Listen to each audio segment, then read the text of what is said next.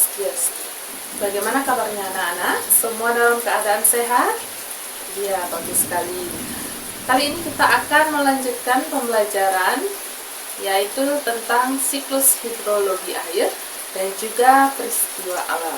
Untuk mengawali pembelajaran, kita berdoa terlebih dahulu. Silakan ketua kelas pimpin berdoa. Cek teman kalian di samping, apakah semuanya hadir? Iya, semuanya hadir. Nah, di sini Ibu akan memaparkan tujuan pembelajaran kita. Yang pertama adalah siswa dapat menjelaskan pentingnya air. Yang kedua, siswa dapat menggambarkan proses dari daur air. Yang ketiga, siswa dapat memahami tentang peristiwa alam. Serta siswa dapat menjelaskan dampak dari peristiwa alam. Apakah kalian sering menggunakan air di kehidupan sehari-hari? Iya, benar. Air sangat bermanfaat dan juga sangat penting untuk kehidupan kita sehari-hari. Baik itu untuk minum, untuk mencuci, untuk mandi, untuk menyiram tanaman, dan lain sebagainya. Apakah kalian pernah bertanya dari manakah air datang? Nah, di sini Ibu akan menjelaskan sedikit mengenai siklus dari air. Siklus dari air itu disebut dengan siklus hidrologi, yaitu proses alami dari pergerakan air di bumi yang melibatkan perpindahan air dari atmosfer ke permukaan bumi, lalu kembali lagi ke atmosfer. Proses ini berlangsung secara berulang dan terus-menerus, memungkinkan penyebaran air ke seluruh bagian bumi dan menjaga ketersediaan air di berbagai ekosistem. Siklus hidrologi ini terdiri dari beberapa tahapan utama, yaitu evaporasi atau penguapan, kondensasi, presipitasi, dan infiltrasi. Pertama, air di permukaan bumi seperti di laut, danau, sungai, dan tumbuhan menguap akibat panas matahari.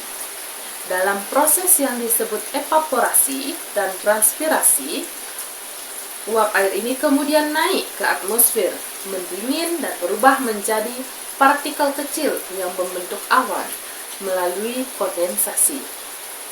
Ketika awan sudah jenuh dan tidak mampu menahan uap air, presipitasi terjadi dalam bentuk hujan. Kemudian, hujan tersebut jatuh ke bumi. Sebagian air ini akan meresap ke dalam tanah melalui infiltrasi untuk mengisi air tanah. Sementara sisanya akan mengalir melalui permukaan menuju sungai dan lautan.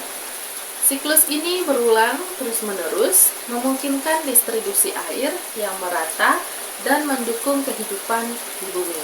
Selanjutnya, Ibu akan menjelaskan sedikit mengenai peristiwa alam.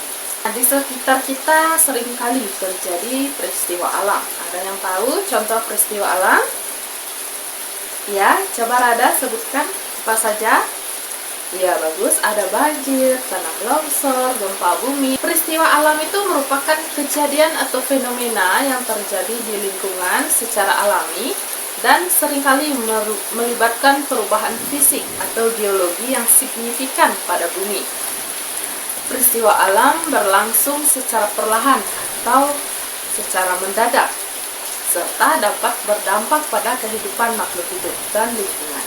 Meskipun bersifat alami, beberapa peristiwa alam dapat menyebabkan kerusakan yang besar, tergantung pada intensitas dan lokasi terjadinya.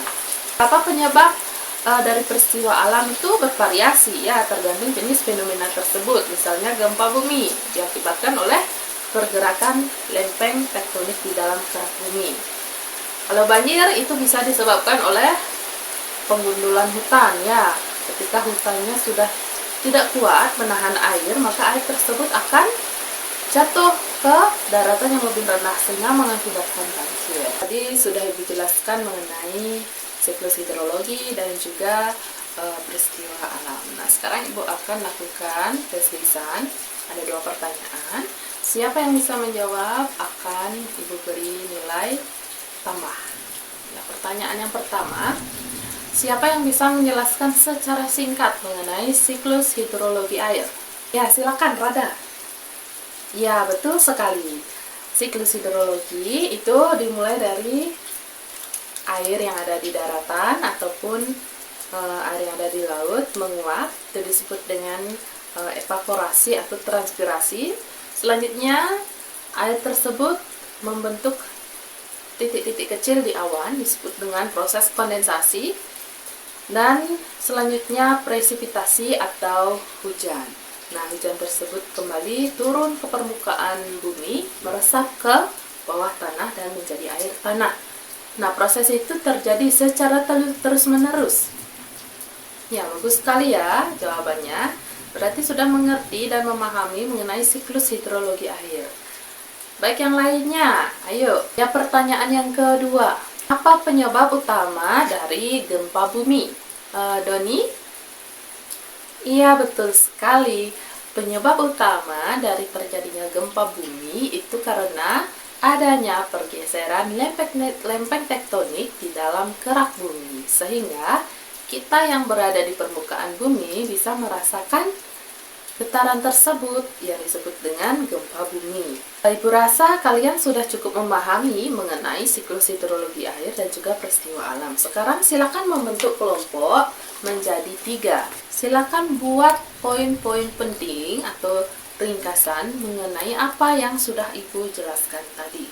Nomor kerja tersebut dikumpulkan ya per kelompok, nanti dipresentasikan minggu depan. Tadi kita sudah belajar siklus hidrologi air, bagaimana proses terjadinya hujan, bagaimana air bisa selalu ada di permukaan bumi. Dan juga kita tadi sudah mempelajari mengenai peristiwa alam, contoh-contohnya, penyebab. Kita harus menjaga lingkungan agar terhindar dari yang namanya peristiwa alam seperti banjir dan tanah longsor. Itu bisa dimulai dari diri kita dengan cara tidak membuang sampah sembarangan, kemudian melestarikan hutan, tetap melakukan reboisasi kecil yang mulai dari lingkungan sekitar. Nah, untuk mengakhiri pembelajaran kali ini, kita akan akhiri dengan doa. Silakan ketua kelasnya pimpin doa. Tutup pembelajaran kali ini dengan Parama Santi. Om Santi Santi Santi Om.